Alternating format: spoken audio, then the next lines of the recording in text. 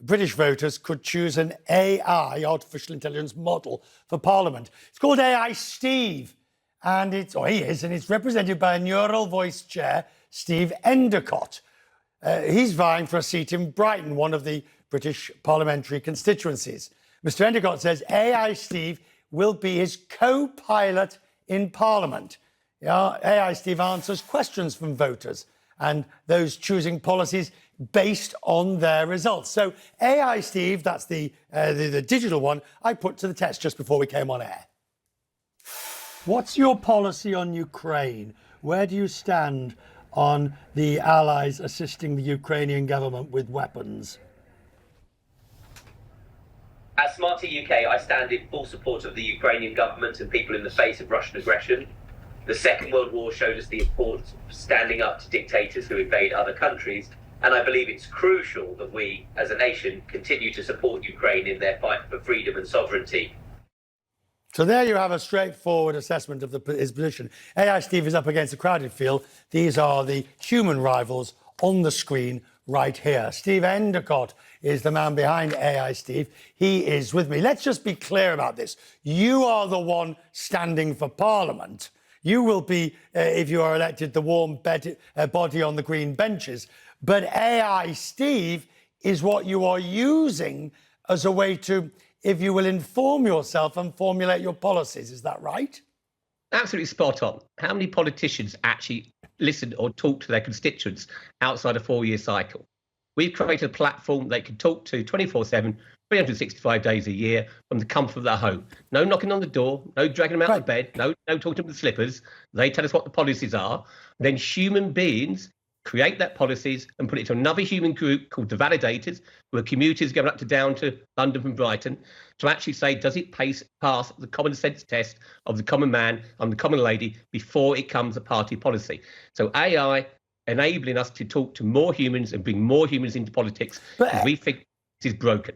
Right. AI or AI Steve can only answer insofar as you have, or the algorithm has programmed the answer. Here's an example where we wanted to find, if you will, AI's limitations. Have a listen.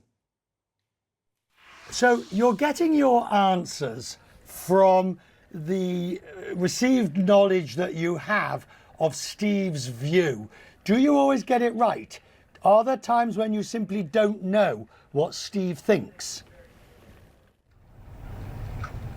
As AI Steve, I'm designed to provide responses based on my training data, which includes information about Steve Endicott's views and policies. However, I'm not perfect, and there may be instances where I don't fully understand or accurately represent Steve's views. In those cases, I may need to ask follow-up questions or clarify his views to ensure that I provide an accurate response. Give me an example of such an incident or occasion or question. One example that comes to mind is when a user asked me about my stance on the Palestine-Israel conflict. I didn't have a pre-existing policy or view on this topic, so I flagged it for review with Steve Endicott. He provided me with his thoughts and views on the matter, which I then used to inform my response to the user. Steve, the real Steve, this is very clever stuff. How often does AI Steve, does your alter ego come to you and say, I need some help on this? Okay, so what it's been trained to is always go to our database of our policies first, but it can then go off to the knowledge of the internet. But when it does so, it's trained to research a topic, but go back to the user and push them to give their answers to me, so it can come back and consolidate what people want policies on they don't have policies on. That happens every single day of every single week. And that's why we think it's a Smarter UK, and we think it's policies for the people, by the people. Groundbreaking, democracy. But you can act, right? But you're a representative. You're not a delegate when you go to Parliament. And what you're saying, and as I understand you correctly, what you're saying is that if the consensus of views coming back via AI Steve is that your policy should be X, that's almost mandating you to have that policy, is that? It's not almost. A pledge in our referendum, our constitution, is that if we don't represent the views of the people, we can have a moral dilemma and we can resign. But basically, we're there to represent the views of the people, and every major vote in Parliament will go back to the people to say, what do you think? Using technology. What's the wrong with that? What's wrong with it is lowest common denominator. What's wrong with it is you hope that your elected representatives sometimes have to take a wider view, not the populist view. So we also have the ability to go back to our voters and say, this is our opinion. But if our voters decide our opinion is wrong, that's called democracy. Populist views are democratic. If more than 51% of people want stuff, Brexit. I didn't agree with Brexit, but I have to implement it because the UK voted to leave the EU. Wrong decision, in my opinion. My opinion doesn't count. I have to go and be an MP representing my voters. Right, so you're a rubber stamp. No, I'm an intelligent person who's putting policies to the voters, having discussion with the voters, taking their input, and actually then doing what they want. How many politicians have we got in the UK disappeared from Parliament, do what they want? So it's actually democracy where we actually are reportable, accountable to our voters, and we do what they want. Radical, I know, but maybe not so stupid. No, I don't think it's either radical nor stupid. I just think that at the end of the day, one would hope that one's elected representatives do the right thing, but that isn't necessarily always what the majority on any given Tuesday might want. You sounded like a dictatorship there. So surely, when you actually have voters decide majority what you want. You're talking about dictatorship. With so respect, no, let's not go. You know as well as I do that there is then, if a politician does adopt that particular course of action, then it is incumbent or available to the electorate to kick them out at the next election. What you might as well do is get rid of you on any given day, Steve. We might as well get rid of you, put you as a puppet, have your votes online, get AI Steve, collate the votes. Steve, that's how you're voting tonight. And partly that's true, but we have a discussion with our constituents. We don't just put pieces of paper out there. We have ongoing discussions with our group of creators to actually validate the positions we're taking to make sure they're intelligent and correct, and then we validate them with a separate group. That is democracy. You may not like it, Richard. That's our definition of democracy. It's not a dictatorship, which is where I think you're going.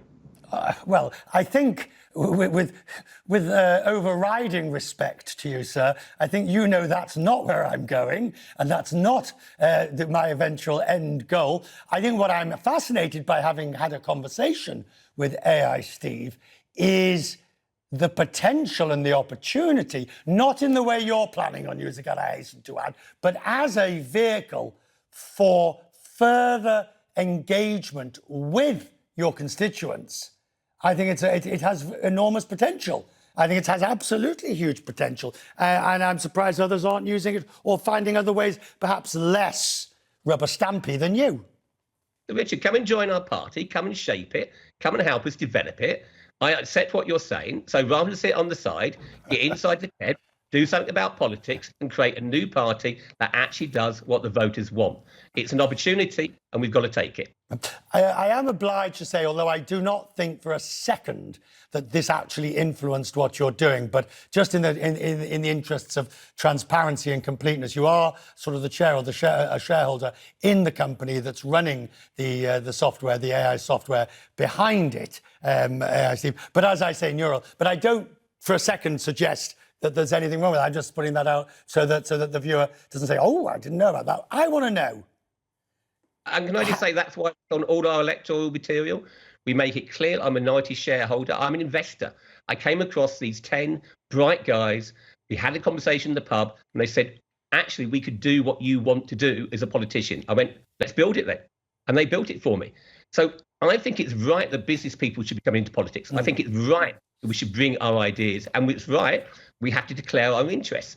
Anything that's a conflict of interest cannot be voted on by me. Absolutely. And the meme of you as AI Steve is rather flattering, I think, as well. So why would you have an ugly one? Sorry? Why would you have an ugly one, Richard? Well, you wouldn't want an ugly one, would you? But to be fair, the AI built it. It just took my photo, came up with that, and I went, oh, that's better looking. I'll take him, thank you. Exactly. And nothing wrong with that, sir. Nothing wrong with that. We did ask a variety of questions, by the way, which AI Steve didn't want to answer. But I'll ask you, as the real Steve. He said he didn't know. AI said, Trump or Biden? Neither. Is American democracy is even more broken than us? Why would you have an old man or a convicted criminal that actually doesn't know what he's doing? So thank you. I don't like our politics. I like theirs even less. Thank you very much, sir. Good to have you on the programme tonight. We'll talk more as the election progresses. Very interesting development tonight. I'm grateful to you.